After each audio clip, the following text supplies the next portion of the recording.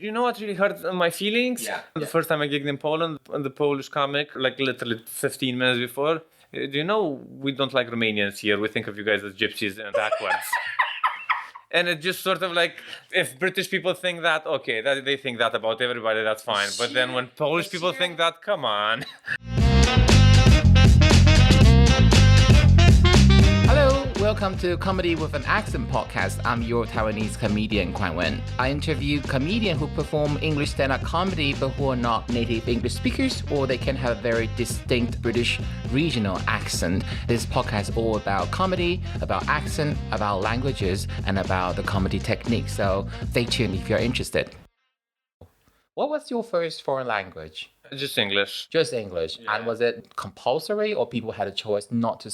It was kind of compulsory, but also all the movies. But were you guys encouraged to learn Serbian or Bulgarian, for example? Oh, no, not at all.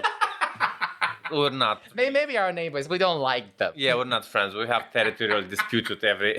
Okay, there was one interesting phenomenon in the Balkan family. Okay. The Balkan Peninsula, known as the firework, what's the English term for that? Where the war's likely to go off and happen.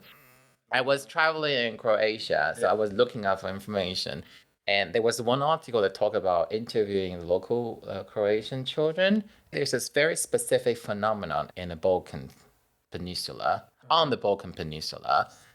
So first, they agree that being described as a Balkan country is slightly negative. Okay. So they don't want to be called the Balkan or ex-Yugoslavian, like this Yugoslav country. Okay. So they always think that the Balkan or the Yugoslav start at the next country. So as Slovenia think we are not, we're almost West European. Yeah, It stopped with Croatia. Croatia then think, no, we are not, we are Catholics, so it stopped with Serbia. And Serbia said, no, we are not, it stopped with Albania or North Macedonia, I don't know. So where is Romania on that chart? So we're not really part of the Balkans? You're not really part of the Balkans. See?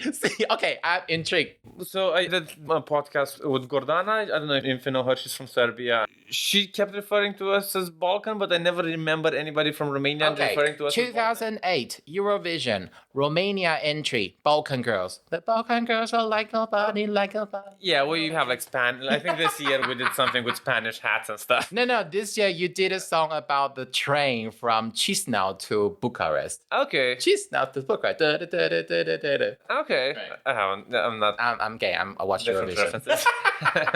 No, Romania. Well, basically, the Balkans is like a mountain chain, and it touches like 2% of Romanian territory. Okay. I think.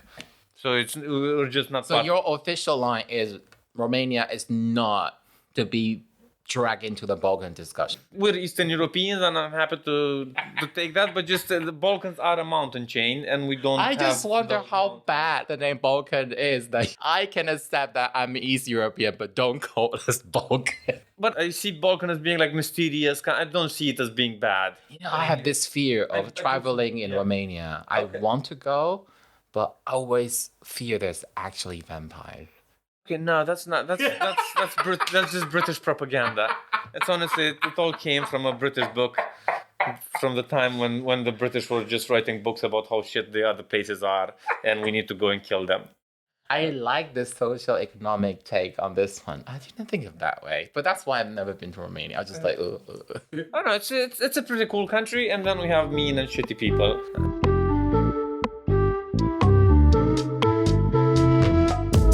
Your voice, when I was praising your voice, if I had to use one word to describe your voice is like shrugging. Okay. When you speak and your comedy approach when you are doing comedy, you gave people a feeling like you are shrugging. Okay, like I don't care, sort of. Yes. Yeah. Yes. And there's a little bit of cynicism, but not too much. Like you don't hate the society so much, but you look at the world in a kind of cynical way and you shrug, say, what else do you want? And I think you are the closest to, in the novel Animal Farm, there's a goat called Muriel. Okay. I think you're kind of close to that. Or you're close to Yoda when Yoda is not trying to save the world from the evil empire. Okay. I think that is both as big compliments. I'm also going to say I don't really fully get either of the references.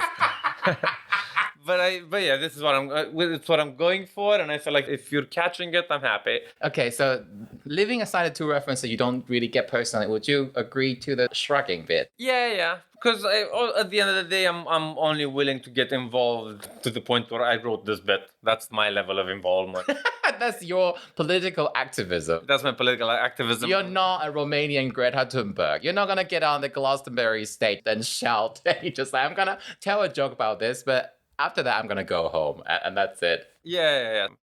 You don't try to create an impression, especially in the era of virtue signaling. You're onto big idea, big project, big statement. It's like, meh.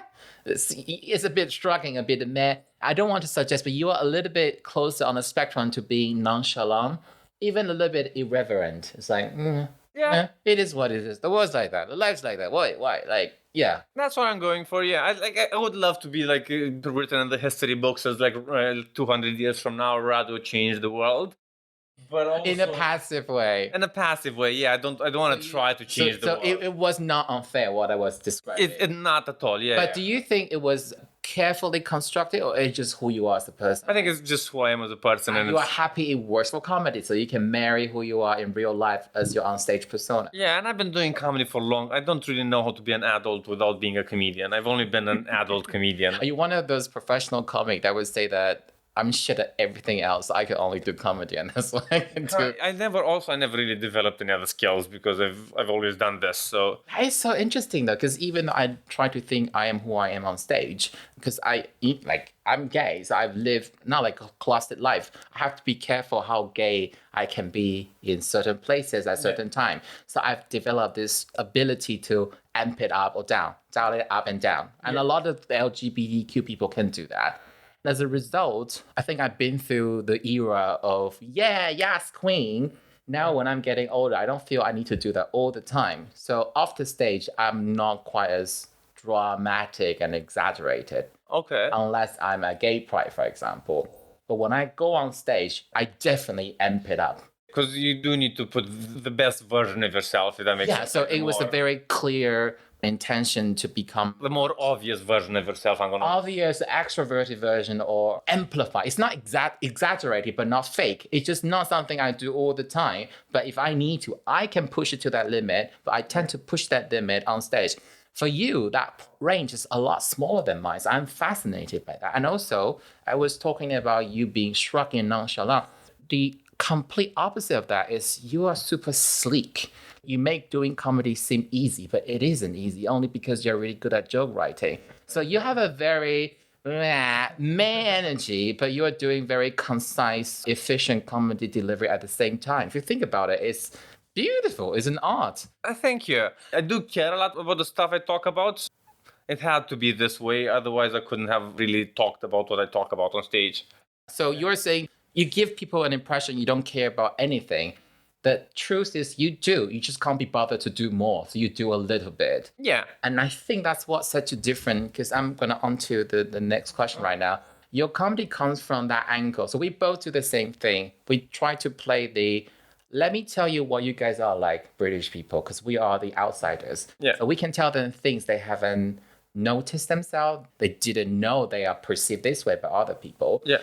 But I feel a lot of comments that come from the ex-communist, or must say eastern half of the European continent, you like to poke the wokeness of liberals in Western society. I kind of do, because I also think that the wokeness liberal comes from a place of privilege.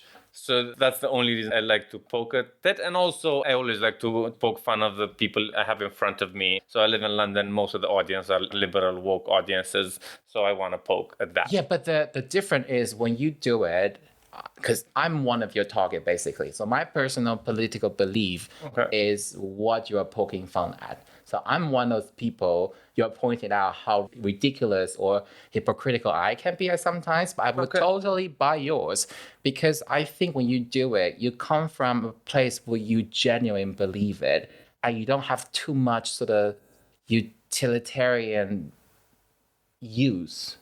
How do I describe it? Once again, it stops with the bit, sort of. It's like I want to get this out. It's Yeah. not. It doesn't go. You know how it always says, well, what's next? It's nothing next after this. Yes, yeah. I don't feel you have a very cunning, evil plan behind it. I don't feel you have a malicious intent. You generally just like, this is what I think, and you joke around. And I feel some of those comics, when they are doing it in a BuzzFeed way, clickbaity way. Yeah. They say, I'm just trying to start a fire and see how much popularity I can get out of this. But I don't think you do it that way. It's like you generally think, because you have a different upbringing. I generally try to figure out something that hasn't been said yet, and I just say that. And I think I'm grateful for that, because nowadays the society got even more polarized all the time. You're not supposed to agree with everyone 100% of the time. Yeah. You need to, and you should listen to people who have a different view from you. Yeah, But yeah. you're able to sit down and have a chat, right? Absolutely. I totally watch YouTubers I don't agree with all the time. I rarely watch something I already think, oh yeah, that's what I think as well. I just watch something I don't. I like to see an angle I haven't seen before. Yeah, because sometimes when some people do it in a certain way, you just start to wonder, does this comic have such a problem with women in general? If you constantly observe different group of people, different demographic, and you point out in a consistent way the hypocrisy in every single group, and you can see, oh, because he does a great way of observing, analyzing. But sometimes you feel like some comics are targeting certain group out of hate. It's like crusade in a way, and Yeah, it does feel like they're picking sides, and they kind of feel like, well, that side doesn't like me. Let me try and get fans from the other side. I do feel like some people are doing that. I'm not necessarily a fan of that. I do enjoy sort of watching it because sometimes it's like something so different from what I can imagine. Yeah, sometimes so different from what I've thought about it. I enjoy seeing it and understanding what they're thinking, but it doesn't mean that I can watch like an hour of Jim Davidson without becoming a racist. I think that's why we can see here in a very civil way and discuss our different approach to comedy. And it's truly reflect. And I think I really have a lot of respect because I was doing research to know what I should be asking today. So for the kind of poking fun at liberal, poking fun at West European, that style of comedy, you didn't try to create very hateful social media presence and try to gain traction out of it. Yeah, definitely not. Because then I feel like it'd be like doubling down a bit. And then when it's on the internet, it's out of your control. Yeah. But when it's in the comedy club, then it's under my control, and I know how far it. Because like when you're saying all those things, your intention, what is the end? What is the means? Why are you doing this? Do you genuinely believe in something, or you just hate this group so much you want to rile them? And I love the fact that you can point, because I think that it's really helpful for someone to point out my hypocrisy. And I like to point out other people's hypocrisy at the same time. And you need someone who is not like you, who is not raised like you, who don't think like you, who wasn't educated exactly like you. And you're not 100% all the time in your echo chamber. And that's what I feel when I watch your comedy. That's the biggest compliment I've gotten in a long time. I'm glad. It's coming from the true place. All right, let's not be, it's too sweet, too heartwarming right now. Let's talk about something. Tell me something you don't like about me.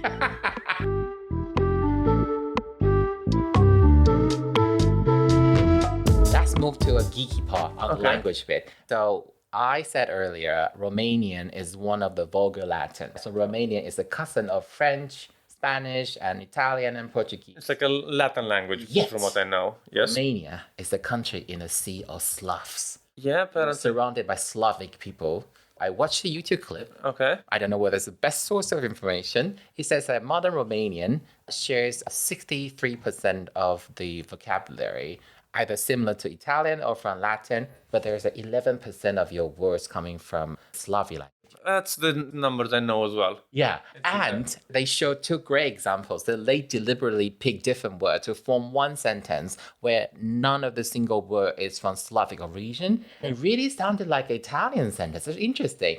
And they put a different word where almost every single word is a long word from Slavic language. And it sounds with a lot of ch. That's why, because I never quite understood how Romanian's meant to sound like. Because I thought when you think about languages that derive from Latin, they tend to have this melodic movement. But Romanian, because the influence of Slavic language, you have a lot of sort of harsher sound here and there. That's mostly like words that we imported. But then with the Latin, because like all the structure and the grammar, I'm learning French these days. It's honestly, a lot of French expressions, we have the exact same expression in Romanian.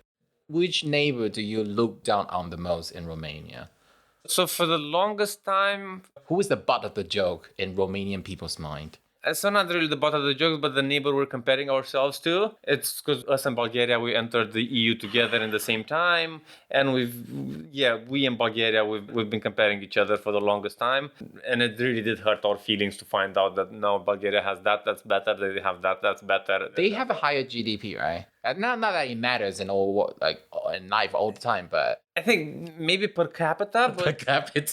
because we're also like a way huger country, so they can't have I think we're like 4 times bigger. This is interesting. Which one is more important, the overall GDP or GDP per capita? Because that's how you measure China in such a different way. So I think for the people it's per capita, and then for the leaders the GDP general, because then they get to negotiate with other GDPs. Did they hurt For the balls of the president is GDP in general, but then for the balls of the followers is just GDP per capita. I didn't plan to ask this question, but I was intrigued by what you just said. Did it hurt the Romanian people's feeling out of the ex-communist blocs? You guys joined 3 years behind Poland, Czech Republic, and Slovakia.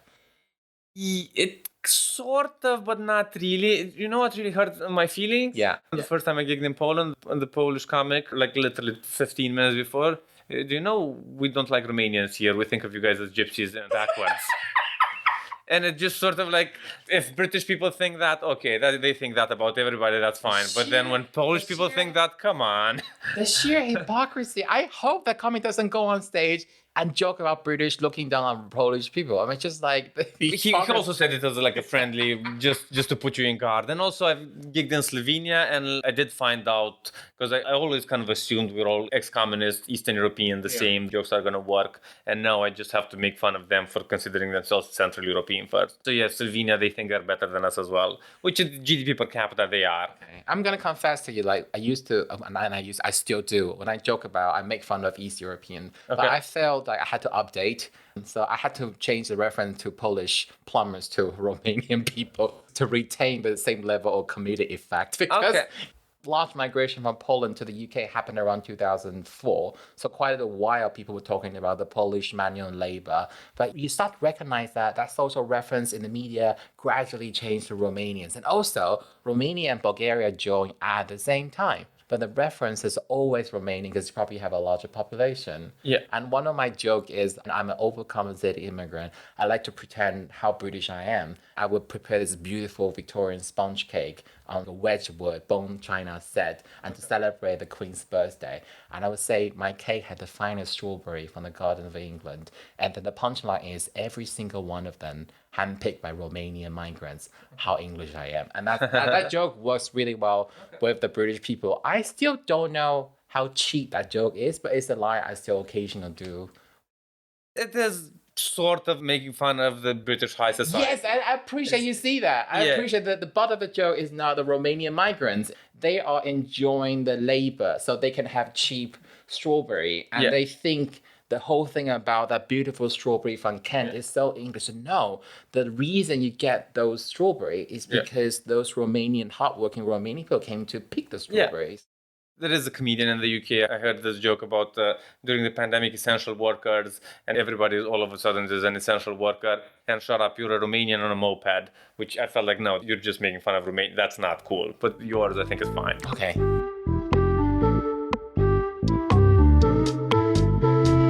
And also, I'm going to say there's also Moldova, so our neighbor. They have the Moldavian language, but we can understand that. It's basically, there's been some ethnic cleansing there. It's like a cousin being kidnapped by the Russians, and okay, it's a very political sense. Yes, no, kind of like that. Also, I don't really fully know exactly where the lines were. There's a TV program called The Charmed Ones, and in the last ever season, they were trying to teach a young witch, and the young witch had a younger sister that was kidnapped by the demons. Okay. So the younger sister was reunited with her elder sister, but because of the upbringing, it shit turned out very differently. I think I'm drifting into a territory you're completely not familiar with, but I haven't seen that. I was trying to say. So you say that you have this. We do think we're better than the Moldavian people, and there's talks about unifying. It's almost like you're not interested anymore. A lot of people want to, but a big number of people wouldn't. Is just it a because they feel like they're going to pull us back. I think it's the same with like Ireland and Northern Ireland, from what I understand. Like,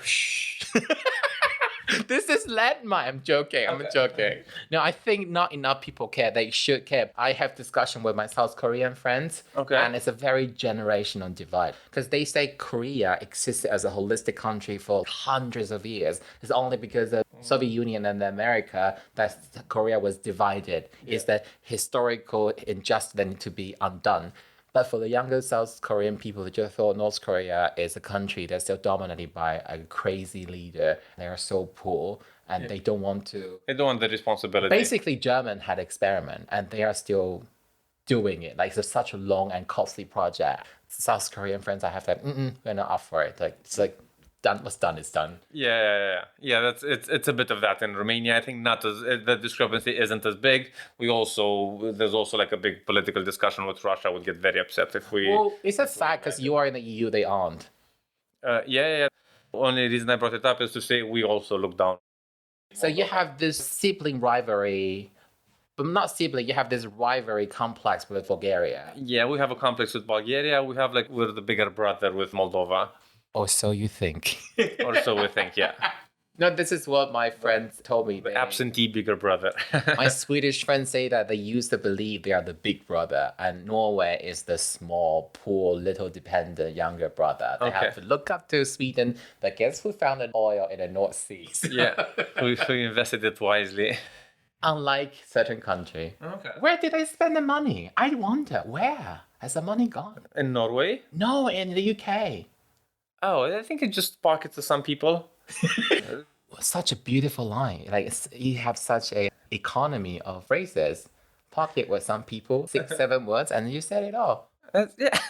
One say natural, sleep coming. That's what I'm saying. I'll take that. Can we shut on Norway for a second? Just because you brought it up? No, but we've already done the episode. The episode is out today. Oh, do you have something you want to shit on Norway? Oh, yeah, because, they invest, like Apple, the Apple company. The National Sovereign Fund. Yeah. They just bought shares in all the country, in all the big companies. And then one of them is Apple. And then Apple does use a lot of slave children from China. And I kind of felt like, well, that means like Norway is also profiting off of slave children from China. I think they're just like, is there any company that's not evil? We are choosing the lesser evil. I don't know. I feel like you found oil and you still need slave children from China to subsidize your economy. Can't you just use the oil to have a nice life? You also need to add the slave children from China. Maybe the criteria is so long as we don't invest in gambling company, tobacco company, but the question is, if you invest in like a vaping company, is it moral or is it immoral? I think if you know that vaping does cause cancer and if you push back the study, so does it though? The scientific. It probably does. Yeah. I think so too. Yeah, we're gonna find out in like the next 10 years.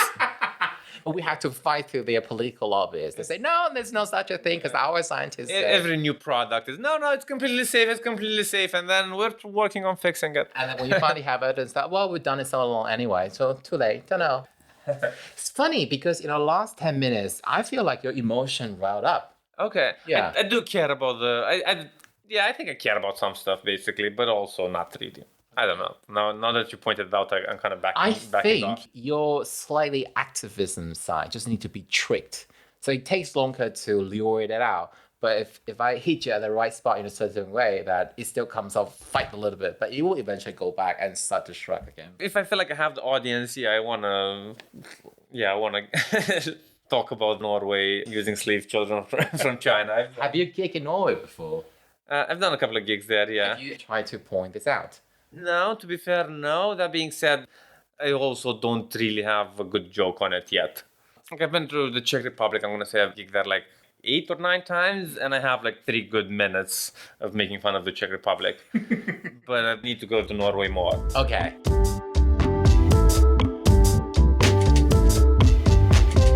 One last question. You used to run a comedy festival called East European Comedy Festival. Yeah. Now you turn it into a regular night called Immigrant Comedy. Yeah. Could you want to introduce it? Yeah, absolutely. So we do it. It's the last Sunday of every month. We do it at Camden Comedy Club. It used to be just the Eastern European night. The Eastern European Comedy Festival was just shows in different languages from Eastern Europe. And we did like shows with all the comedians together in English. But with the pandemic, there weren't enough Eastern European comedians to kind of keep the show going. Why did you want to do it, to group the East Europeans together? I feel like that little groups need to happen in the world, like all South American countries have like a economic union and Europe has an economic union. And as long as we have a common story, we need to unite to talk about that little common story. Because Does that it's a make bigger sense? group, the boys will seem stronger. Yeah, and we will kind of encourage each other, and also we can also correct each other. If that's a stronger voice of Eastern Europeans, then it's not as easy for like a rogue Eastern European comedian to go on the BBC and say Eastern Europe is shit and get a lot of applause. I really wouldn't like that to happen. By the way, I'm not suggesting I didn't agree with your approach, because there's exactly the same thing with Ricky Sveta organized the Yellow Christmas every year, because there are not enough East Asian comedians, so he does it once a year. Yeah. And there's Yuriko probably is the only non-Japanese comic, and I'm so far I know only I'm from Taiwan, so there's not a lot of us. In the past, there's a very disproportionate composition, because when you talk about Asian comedy, people think of South Asians and they don't really think of East Asians. So we feel like you have to make your mark. Yeah. And it's the same way. You can't just say you're all white, you're just white Europeans. No, there's a difference between the Eastern Bloc on a circuit, and you want to describe it. We do have like a common story, and I think it's important for us to describe it. But you did suffer from the logistic difficulty of starting from a smaller pool. At some point, it's just more difficult to find replacement and put on the lineup. Yeah, and also I really hate that I'm running the gig. That being said, I'm very happy that the gig exists. And I noticed Radu's immigrant, or East Europe, it was East European at that time. Yeah. He started with countries with very low GDP. And gradually I found, why is there a Swiss comic there? And why is there a French? They start to get diluted. And this is what people explain to me. They say if you go to the Edinburgh Fringe Festival, Philip Simon told me this, someone runs the Irish comedy night and a Jewish comedy night. If you're halfway through the festival, people get tired, people drop out, people go home, you start to run out of really eligible comedian. And he didn't say that by the third week, criteria is if your spouse, your spouse is Irish, Jewish again. And the last thing would be anyone, if you vaguely know someone who's this group, you can. And I feel that's the same thing. Because when you try to really strengthen the identity of a group, difficulty is you have a smaller pool of people to choose from. And that's the difficulty I'm going to have at some point with the guests I invite to this podcast. Because I initially want just non-native English speakers, but we're not a very large group here. But there are so many accents in the UK. It's still within the title. You can get people from Liverpool. I know, but I think I need to find the right angle to do it, because now I really enjoy to learn from different non-native speakers how they switch from their mother tongue, because it's instinct, right? Mother tongue is almost instinct. And to something you need to think about, it's something you'll learn later. And I think it's a different process, probably to structure in a different way. So the East European comedy now is a bit more generic. Everyone who is not from the UK can do it. Yeah. It's basically immigrants. Right now, I try to have people from poor countries, and because I feel like there's the difference between immigrants and expats, and I feel it's still like an underrepresented group. Now saying that, I need to look into Taiwan's GDP. It's around, I don't know, 20 something. I think it's above 20,000 US dollars per capita. Per capita. Okay. If you look at GDP altogether, I think we're at the top 20. I know you're doing it at the end of July. We're going to look through the economics and we're going to discuss your next part. Actually, if you had your phone, you could do it now. This immigrant comedy show is normally at Camden Comedy Club. Camden Comedy Club. We're trying to expand it. We're going to try and do a couple of more. We have like a Facebook page, an Instagram page. I want to really encourage British punters to go to this show, because when I went either to watch the perform, there's a very high percentage of immigrants in the audience. In London, wherever you go, you think, okay, there are always foreigners in the audience, but their number are not high enough. And when you have enough people who are actually not from the UK, the dynamic is different. I'm not saying it's better, but it's different. And it's really interesting. So I would encourage British punters to experience that kind of comedy. Thank you. And I'm going for that as well. Also, I kind of feel like there's a lot of, obviously it's Britain, so there's a lot of British comedians. But then the population of the UK, something probably like 10% right now, is just foreign people. Mm-hmm. And they don't necessarily understand British comedy. so they don't really go to comedy because they don't really understand the references. You're trying to create a comedy night where they think. Yeah, I want something for them as well, for the foreign people in the country, that they feel like, okay, I can go there and I can enjoy because a comedy show. I used to perform comedy in Berlin when I started, and there is a difference in the general approach to comedy. It's not to say it's better or it's worse, but it's different. There are certain things British comedians like to do. They are less frequently used, for example, puns. And also, there are more deadpan comedians here. Some comics tend to speak slower. And also, when you have an audience that come from different country, a lot of them are non-native English speakers. Your reference and the use of language, you have to change your strategy a little bit to make sure you can still hit their funny spot. And that's why I'm saying you should go and try to experience it. It will be a very different experience. Nice, thank you. No worries. Okay, so let's just lead where can people find you and follow you? So it's Radu Isac. I have like a website and I usually just put all my schedule there. I'm very good at putting my schedule there. And then I have Facebook, Twitter, and Instagram, but I just kind of share whatever people tag me in. So I think it's after an emotional and energy roller coaster, Radu is now happily back to his more relaxed, shrugging status that, you know what, I'm not going to bother to tell every single Twitter handle, Instagram I have. Just, I have a website. Go Google. Go find it. There's only so much I'm willing to do. My name is very easy. It's like 4 letters and then 4 letters. It's like Radu Isac. So yeah, just Google that. It is not easy because a lot of people would think of Isaac Newton. So I would think of ISS. I was Googling your name. I couldn't get the right one, for example. I'm not sure there are comedy night that would have spelled your name wrong on the poster. Am I right? Oh, yeah, that happens. Also, I don't really care enough to... I never sent an email about that, ever. But yeah, just Google Romanian comedian London and you're going to find me. See, you proved my point. We're coming back to the same point. You are the Romanian comedian on the UK circuit. I think we'll end on this today. Thank you so much for coming on to the podcast. Okay, bye. Bye-bye.